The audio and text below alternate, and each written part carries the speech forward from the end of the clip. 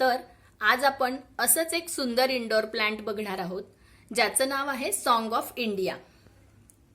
ह्या झाडाचं सायंटिफिक नाव म्हणजे शास्त्रीय नाव ड्रेसिना रिफ्लेक्सा असं आहे। हे झाड मूळ स्थान म्हणजे त्याचं नेटिव्ह प्लेस हे मादागास्कर, मॉरिशस आणि इंडियन ओशन म्हणजेच हिंदी महासागरातली जी आयलँड्स आहेत, जी बेटं आहेत, त्या ठिकाणी याचं ओरिजिन आहे। नासाने तर या झाडाला एअर प्युरिफायर प्लांट्सच्या लिस्टमध्ये ऍड केलं आहे। म्हणजेच हे झाड हवेतील टॉक्झिन्स म्हणजे विषारी घटक कमी करून हवा शुद्ध करण्यास मदत करतं, म्हणून हे एक बेस्ट इंडोर प्लांट आहे। ड्रेसिनाच्या अनेक व्हरायटी आहेत, पण माझ्याकडे जी आहे ती व्हेरिगेटेड व्हरायटी आहे। एक पूर्ण हिरव्या रंगाचं पण ड्रेसिना मिळतं, पण हे जे आहे हे अशा टोकदार हिरव्या पानांवर कडेने असे पिवळे पट्टे असलेली एक व्हरायटी आहे। ह्या अशा दोन रंगांच्या पानामुळेच हे जास्त लोकप्रिय झालेलं ड्रेसिना व्हरायटीतलं प्लांट आहे।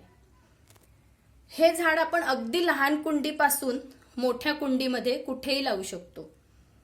घरी आपण हे झाड हॉलमध्ये, खिडकीमध्ये, तसेच शेल्फवर किंवा डायनिंग टेबलवर किंवा कुठेही जिकडे थोडा उजेड आणि हवा येत असेल अशा ठिकाणी ठेवू शकतो। ऑफिसमध्ये पण हे खूप छान डेकोर पीस म्हणून उपयोगी येतं। लँडस्केपिंगमध्ये याचा उपयोग खूप जास्त प्रमाणात केला जातो। आपण हे झाड जर एखाद्या कुंडीत लावलं, जसं मी लावलंय या कुंडीमध्ये, 1 वर्षापूर्वी मी हे झाड लावलंय, तर हे कुंडीमध्ये साधारण 3 फुटांपर्यंत वाढतं। आणि जर तुम्ही हे जमिनीत लावलं तर जास्तीत जास्त हे झाड 6 फुटांपर्यंत वाढतं। या झाडाची वाढ खूप हळूहळू होते। एकदा जर तुम्ही हे झाड लावलं तर ते अनेक वर्ष टिकणारं झाड आहे। आता हे झाड कसं लावता येईल ते सांगते। आपण नर्सरीमधून फक्त एक रोप आणलं की त्यापासून पुढे आपण अनेक रोपं बनवू शकतो।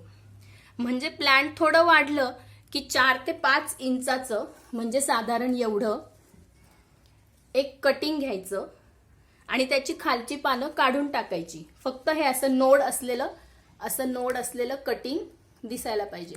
अशी एक कटिंग घेऊन त्याची खालची सगळी पानं काढून टाकायची आणि ते एका कुंडीत लावायचं। साधारणपणे 1 महिन्यापर्यंत ते नीट रुजतं आणि त्याला नवीन मुळं फुटतात। तसंच हे झाड मल्टिप्लाय पण होतं, म्हणजे आपोआप अशी नवीन रोपं तयार व्हायला लागतात। हे एक छोटं नवीन आपोआप उगवलेलं रोप आहे। या झाडाला आपण शेतातली माती किंवा गार्डन सॉइल वापरू शकतो। अधूनमधून याला कंपोस्ट खत किंवा व्हर्मी कंपोस्ट किंवा कोणतंही खत दिलं तरी याची वाढ अजून खूप छान होते आणि याच्या पानांचा रंग पण खूप छान दिसतो खत घातल्यामुळे। सीझन प्रमाणे याची पाण्याची गरज मात्र बदलत जाते।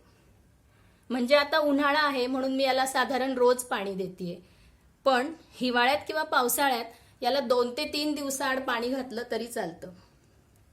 पाणी घालताना याची पानं कधीतरी स्वच्छ धुवून टाकायची, म्हणजे हे अजून छान दिसतं। हे झाड आपण आउटडोर कंडिशनला पण वाढवू शकतो। आपण बघतच असतो कधी कधी रस्त्याच्या कडेला किंवा कुणीतरी गार्डनमध्ये हे झाड लावलेलं आपण आणि खूप मोठं वाढलेलं पण बघतो।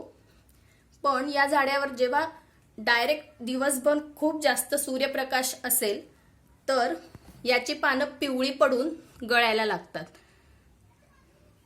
आणि जर तुम्ही हे इंडोर कंडिशनला ठेवणार असाल किंवा घरी किंवा ऑफिसमध्ये ठेवणार असाल तर नैसर्गिक प्रकाश आणि हवा मिळेल अशा ठिकाणी याला ठेवावं लागेल। तर असं हे इंडोर आणि आउटडोर अशा दोन्ही ठिकाणी खूप छान वाढणारं झाड तुम्हाला पण नक्कीच लावायला आवडेल। पुन्हा भेटूया अशाच एका नवीन व्हिडिओमध्ये। धन्यवाद।